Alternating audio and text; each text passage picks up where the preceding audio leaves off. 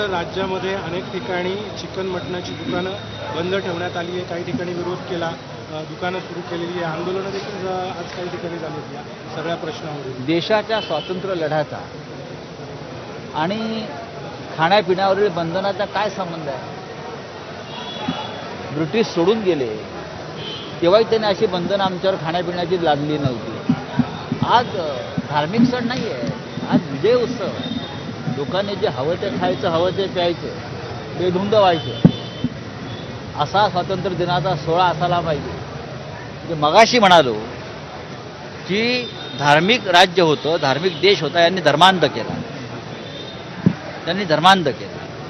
त्याने तालिबानी प्रवृत्तीचा धर्म इथे आचरणात आणण्यासाठी बंधनं लादली.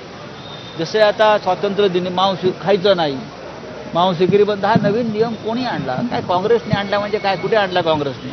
कत्तलखाने बंद ठेवा असा निर्णय दिला असेल, पण त्याच्यात तुम्ही धर्मांधता आणली. खाणारे खाणार, कुणी यांचं ऐकतं का? महाराष्ट्र आहे शिवरायांचा, छत्रपतीचा. छत्रपती बघा, कत्तलखाने बंदचा निर्णय झाला असं म्हटलं जातं. त्या दिवशी कत्तलखाने बंद, शासकीय सुट्ट्या असतात, त्यात ती एक सुट्टी आहे. कळलं? कत्तलखाने शासकीय आहेत. आता आमच्याकडे देवनार कत्तलखाना आहे, महानगरपालिकेचा आहे, शासनाची सुट्टी आहे. याच्या पलीकडे काय आहे?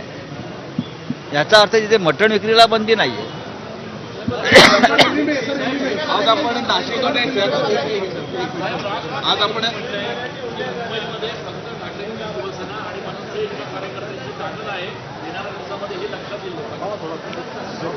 सन्माननीय राज ठाकरे चुकीचं काय बोलले? मुंबईसह महाराष्ट्रात म्हणतोय मी, मुंबईत तर आहेच. मुंबई महानगरपालिका ठाकरे बंधू एकत्र येऊन जिंकणार आहेत.